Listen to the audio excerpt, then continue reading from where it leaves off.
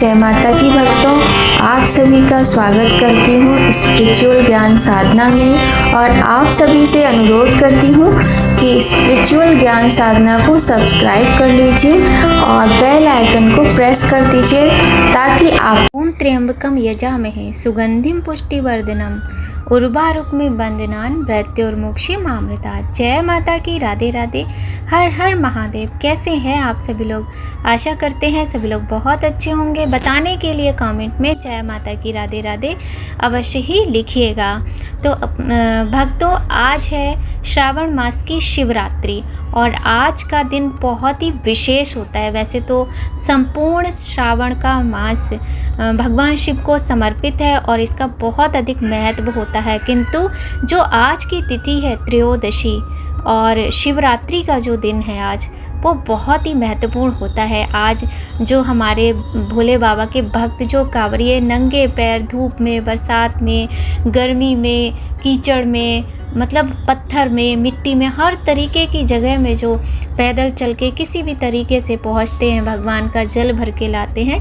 तो आज ही के दिन, आज शिवरात्रि के दिन, श्रावण मास की शिवरात्रि के दिन वो जल भगवान को समर्पित करते हैं, उनका अभिषेक करते हैं। वो दिन है आज। और आज के ही दिन हमारे 12 ज्योतिर्लिंगों के आखिरी ज्योतिर्लिंग घृष्णेश्वर ज्योतिर्लिंग की कथा पूर्ण हो जाएगी और हमारे 12 ज्योतिर्लिंगों की कथा का समापन हो जाएगा। तो बहुत ही शुभ दिन है। पहले दिन से हमने भगवान के 12 ज्योतिर्लिंगों की कथा का प्रारंभ किया था और आज 12वें दिन 12 ज्योतिर्लिंगों की कहानी समाप्त हो जाएगी, पूर्ण हो जाएगी। तो आप लोग लेकिन चैनल पर बने रहिए। मैं पूरी प्रयत्न में लगी रहूँगी कि बहुत ही सुंदर सुंदर दूसरी कथाएं भगवान की मैं लेकर आऊँ, धार्मिक कथाएं। तो पूरी कोशिश मैं करूँगी। आज कथा थोड़ी लेट हो रही है, इसके लिए क्षमा प्रार्थी हूँ। तो चलिए देर न करते हुए कथा को प्रारंभ करते हैं। और कथा प्रारंभ करने से पहले आपसे सबसे पहले निवेदन करते हैं हाथ जोड़कर कि यदि आप चैनल पर पहली बार आए हैं तो चैनल को सब्सक्राइब कर लीजिए और बेल आइकन को प्रेस कर दीजिए ताकि आपको महत्वपूर्ण वीडियोस का नोटिफिकेशन मिलता रहे। तो चलिए प्रारंभ करते हैं आज की कथा। बोलिए गणेश भगवान की जय, गौरी शंकर भगवान की जय, लक्ष्मी नारायण भगवान की जय, हर हर महादेव, कृष्णेश्वर ज्योतिर्लिंग महादेव की जय। अंतिम ज्योतिर्लिंग 12वें ज्योतिर्लिंग महाराष्ट्र के दौलताबाद से लगभग 18 किलोमीटर दूर बेरूलठ गांव के पास स्थित घुश्मेश्वर ज्योतिर्लिंग है। मंदिर को घृष्णेश्वर के नाम से भी जाना जाता है। शिव महापुराण में घुश्मेश्वर ज्योतिर्लिंग का वर्णन है। ज्योतिर्लिंग घुश्मेश के समीप ही एक सरोवर भी है जिसे शिवालय के नाम से जाना जाता है।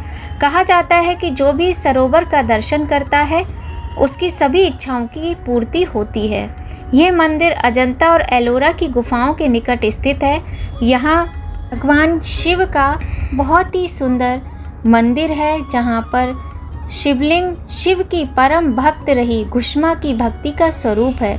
उसी के नाम पर ही इस शिवलिंग का नाम घुश्मेश्वर पड़ा। इस मंदिर का जीर्णोद्धार 18वीं शताब्दी में इंदौर की महारानी पुण्य श्लोका देवी अहल्याबाई होलकर ने करवाया था।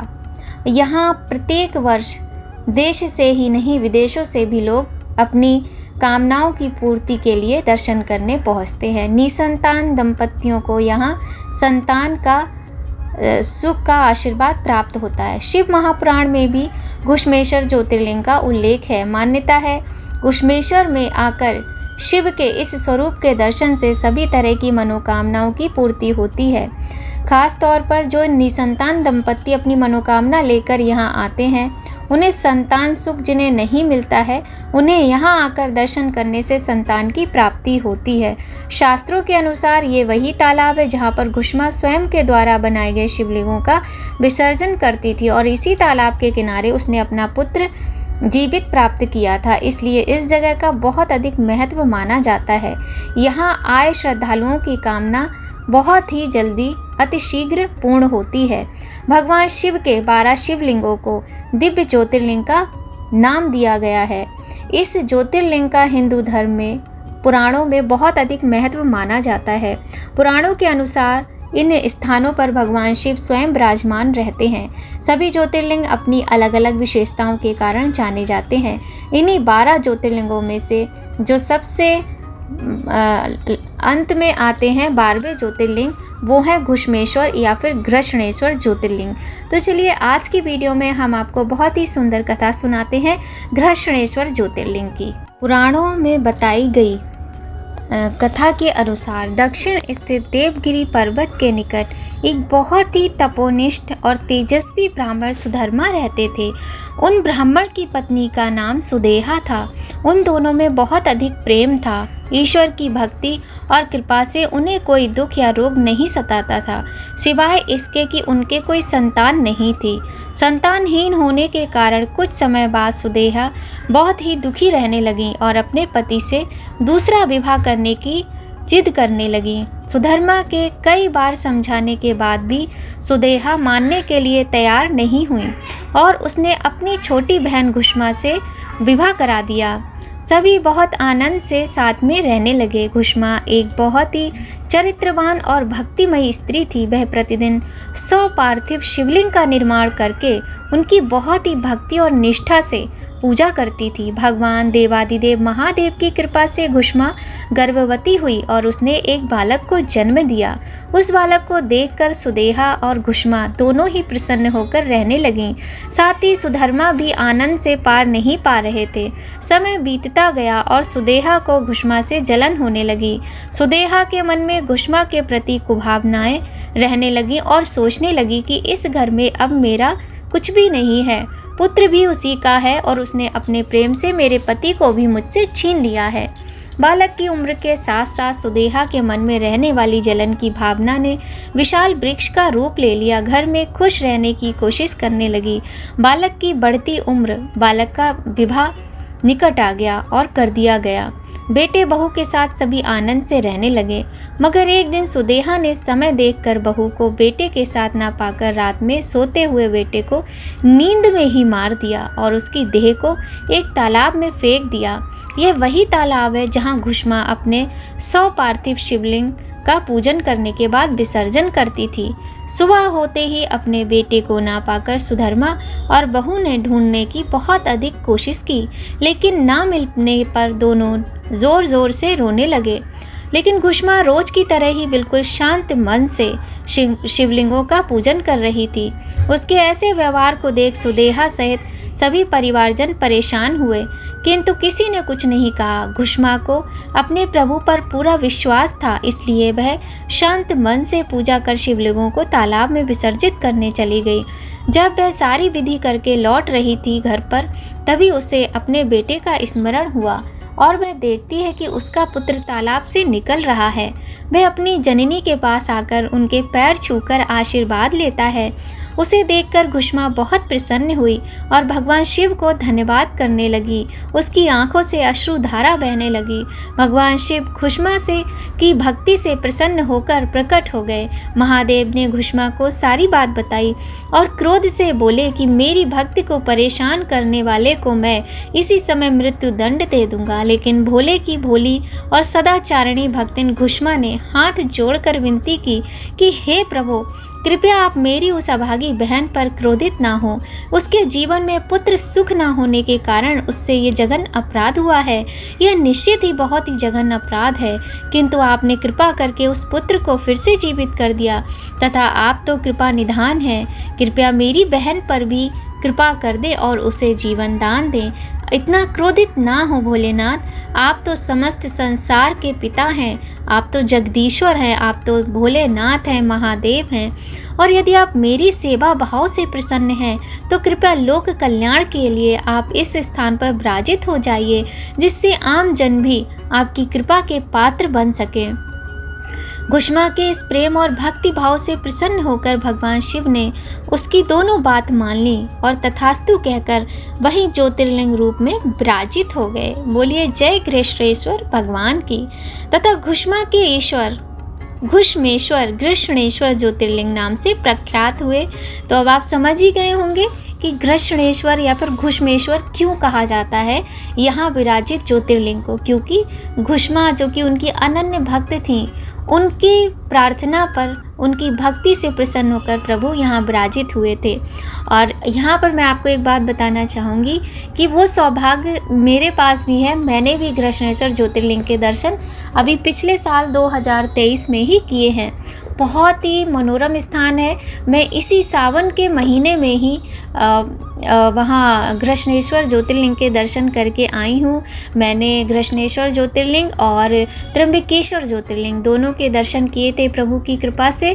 और बहुत ही सुंदर और मनोरम स्थान है, मंदिर बहुत ही सुंदर है। लेकिन दुख इस बात का होता है कि देखिए, जो हमारी ये पुरानी सांस्कृतिक धरोहर हैं, जो हमारे इन चीज़ों का कोई मोल नहीं है, अनमोल धरोहर हैं, ये भगवान की भक्ति का और शक्ति का प्रतीक हैं, किंतु वहाँ की देख रेख अच्छे से नहीं होती है। वहाँ रास्ता इतना ज़्यादा फिसलन भरा था, बारिश का समय था, लेकिन देखिए ठीक है, रास्ता फिसलन वाला था पर उसको अच्छे से पक्की रोड में बदला जा सकता है, उस पर कार्य कराया जा सकता है। साथ ही जो मंदिर है, मंदिर के जो बाहर का एरिया है, वहाँ भी कोई भी कार्य नहीं कराया गया। खुरदरा है, कहीं गड्ढे हैं, कहीं पानी भरा है, कहीं कुछ है, कहीं कुछ है। कहने का तात्पर्य ये है कि मंदिरों में इतने श्रद्धालु आते हैं, दर्शन किए जाते हैं, तो मंदिरों की व्यवस्था तो अच्छी होनी ही चाहिए, क्योंकि लोग कैसे कैसे पैसा इकट्ठा करके, धन अपना मेहनत करके कमाते हैं। और भगवान की जब इच्छा होती है, भगवान जब दर्शन के लिए बुलाते हैं तो लोग जाते हैं, किंतु जब वहाँ पर इस तरह की अव्यवस्थाएँ होती हैं तो बड़ी तकलीफ़ होती है। लेकिन भगवान ने मुझे इतना सौभाग्य दिया, जब मैं वहाँ पर गई तो मैंने अपने पतिदेव और बच्चों के साथ भगवान घृष्णेश्वर ज्योतिर्लिंग की बहुत अच्छे से पूजा की। वहाँ बैठकर, ज्योतिर्लिंग के पास में बैठकर पूजा की, क्योंकि उस समय बिल्कुल भी भीड़ नहीं थी, कोई लाइन वाइन नहीं लगी हुई थी। हम ऐसे समय पर पहुँचे थे। और आप देखिए, जब हम लोग पूजा करके निकल रहे थे, 2-4 लोग और भी थे साथ में भक्तगण, उसके बाद ही वहाँ पर बहुत भीड़ हो गई थी। तब लाइनें लग गई थी और गार्ड वगैरह भी आ गए थे वहाँ लाइनों को कंट्रोल करने के लिए। तो हमने भगवान भोलेनाथ के आशीर्वाद से, माता गौरी के आशीर्वाद से बहुत अच्छे से घृष्णेश्वर ज्योतिर्लिंग की पूजा अर्चना की थी। और याद आता है तो लगता है भगवान काश फिर से जाते और जल्दी बुलाते भगवान। खैर, इतना आसान नहीं होता है, आसान तभी होता है जब भगवान आपको बुलाएंगे, दर्शन तभी मिलेंगे। तो चलिए, आप लोगों में से यदि कोई गया हो तो बताइएगा आपका अनुभव कैसा रहा। मेरा तो बहुत अच्छा रहा। बस यही है जो मुझे थोड़ी सी अव्यवस्था लगी कि वहाँ पर ये चीज़ तो है। और हम लोगों को बहुत अच्छा लगा, हम लोगों ने बहुत सुंदर तरीके से दर्शन किए, क्योंकि भीड़ भाड़ भी नहीं थी। और त्र्यंबकेश्वर में बहुत ज़्यादा तकलीफ़ हुई। वहाँ तो भाई पैसे लेने के बाद भी दर्शन नहीं करने दिए ठीक से, बहुत धक्का देते हैं। और बिल्कुल भी ऐसे लगता है ठीक है, अनुशासन होना चाहिए, पर अनुशासन में भी तो सभ्यता होती है ना, वो सभ्यता नहीं है। कोई बुज़ुर्ग है, कोई महिला है, कोई बच्चे को गोद में लिए, वो देखते ही नहीं है, बस धक्का दे देते हैं। कोई कैसे भी गिरे, जाके चोट लग जाए, कुछ भी हो जाए। अरे भगवान का मंदिर में सब भगवान के लिए समान होते हैं, लेकिन पता नहीं कैसा क्या है। खैर चलिए, छोड़िए।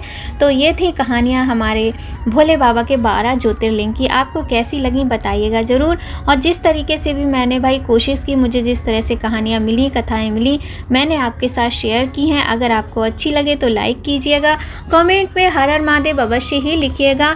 और चैनल पर पहली बार आए हैं तो सब्सक्राइब कर लीजिए, बेल आइकन प्रेस कर दीजिए, ताकि आपको महत्वपूर्ण वीडियोस का नोटिफिकेशन समय पर मिलता रहे।